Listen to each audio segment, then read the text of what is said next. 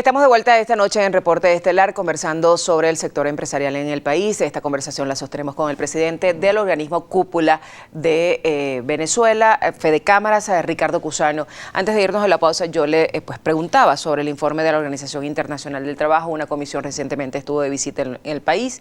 Ese informe ya está allí de conocimiento de ustedes. ¿Qué se puede encontrar allí? Bueno, básicamente, primero explicar rápidamente. Es un informe que lo generan 3 jueces con juramentación con nivel de rango de la Corte Internacional de La Haya. ¿Okay? Además, vale destacar que es una comisión que desde hace mucho tiempo estaba solicitando el ingreso a Venezuela y se le había negado. Correcto. Esas personas vinieron. En 100 años de la OIT, solo 13 veces ha llegado a este nivel de sanción a un Estado. Es importante resaltarlo, a un Estado. Y ahí lo que se refleja es el infierno que vive el sector privado y el sector laboral, en términos trabajadores y empresarios, para poder ejercer sus funciones. Ahí se habla, es prácticamente, para hacerlo gráfico, es un informe de la Bachelet, reflejado en el sistema económico, en la falta de independencia de poderes, pero sobre todo en la poca voluntad política de construir un andamiaje legal, una relación tripartita que permita no solo tener un diálogo social para determinar el salario mínimo, sino para verdaderamente construir plataformas para que haya un sistema productivo y que le permita a los ciudadanos vivir de su trabajo, vivir de su empleo o de su inversión. Eso lo que ahí está reflejado es cómo hay obstáculos para el libre desarrollo, cómo hay privativa de libertad por simplemente pensar distinto en el mundo sindical. Ahí lo que se ve es cómo el sistema judicial ha operado en favor de un pensamiento político, metiendo preso a personas que supuestamente habían cometido un delito y luego la realidad es que no fue y sencillamente los dejaron libres. O sea, ahí se ven retardos procesales, se ven cómo hay agresión, agresividad, cómo hay poca voluntad de tener sencillamente el trabajo como un valor en la sociedad que permite. ¿Se está condenando al Estado venezolano en este informe? Se condena totalmente al Estado venezolano y a las políticas que rigen al Estado venezolano. ¿Ese informe es de obligatorio cumplimiento o por el contrario es un informe más que el gobierno es de obligatorio cumplimiento? Es muy difícil la ejecución porque tiene que haber voluntad política, pero lo más importante de esto es que ahí, a pesar de tanto daño en los últimos 20 años, ahí el sistema público tiene una oportunidad para mañana mismo empezar a construir soluciones, porque además ofrecen ayuda técnica la OIT, ofrece veeduría, garantía, ofrece permitir que las mesas funcionen, mesas de construcción de país en temas laborales y económicos. ¿Ve usted al gobierno de Nicolás Maduro aceptando esta ayuda, esta veeduría por parte de la OIT? Después de haber visto el informe de derechos humanos presentado por la expresidenta Bachelet y ver la forma en que reaccionaron, difícilmente puedan reaccionar positivamente al informe de la OIT.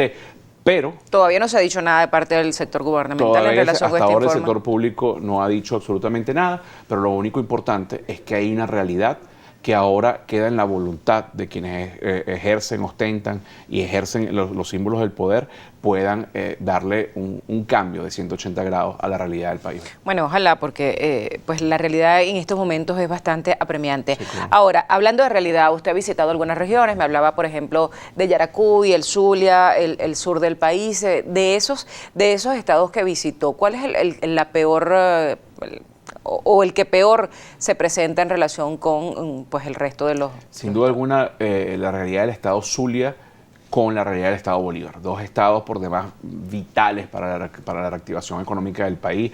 Uno con las empresas, las industrias básicas, la generación eléctrica. Y el Zulia, bueno, nuestro nicho de desarrollo petrolero, son una crisis estructural de servicios, agua, luz, diáspora afectando. ¿Paralizado completamente? Zonas, en algunos casos sí, zonas zombies, o sea, zonas donde a las 6 de la tarde no va nadie. En el momento que estuvimos en Bolívar, la crisis de gasolina era importante y los únicos carros que veías eran filas haciendo cola.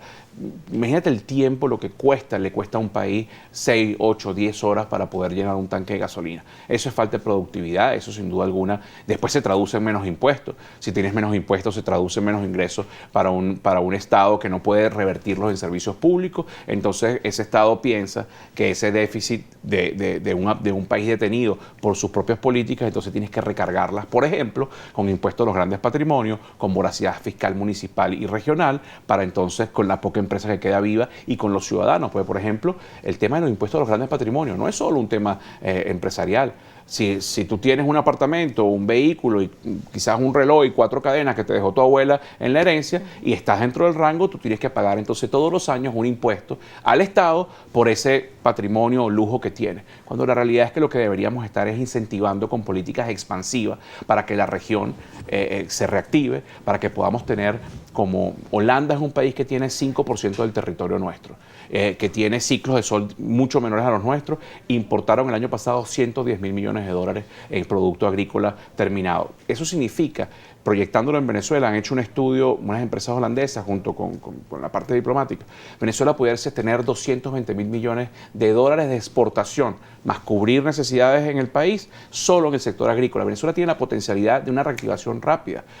Un sector turismo que puede generar 1 millón de puestos de empleo, una industria venezolana con voluntad de asociarse a la modernidad, a la tecnología, y eso no está ocurriendo por la falta de ese consenso político. Ya para finalizar, ¿está Fedecámaras presta y preparada para participar en ese cambio en el país, en esa recuperación, una vez que se gane la voluntad política en relación con esto? No solo estamos preparados a lo interno, sino que estamos haciendo un trabajo con la diáspora venezolana organizada, empresarios en distintos países, para que sean ellos los principales inversionistas, que sean los principales que nos trasladen experiencia, conocimientos técnicos y profesionales, pero sobre todo que nos trasladen ciudadanía, lo que significa vivir en la normalidad, donde sí hay que respetar las leyes, donde hay que contribuir con el sector público, pero con un sector público que te respeta. Los que nos quedamos aquí hemos perdido esa normalidad y estamos haciendo el trabajo para entonces vincular, no solo para construir el hecho en Venezuela, sino hecho por venezolanos, aún con los 4 millones de venezolanos afuera. El trabajo es arduo, bastante, sin lugar a dudas, porque bueno, lo que se ha perdido durante este tiempo ha sido bastante. Muchísimas gracias, Ricardo Cusano, por habernos acompañado.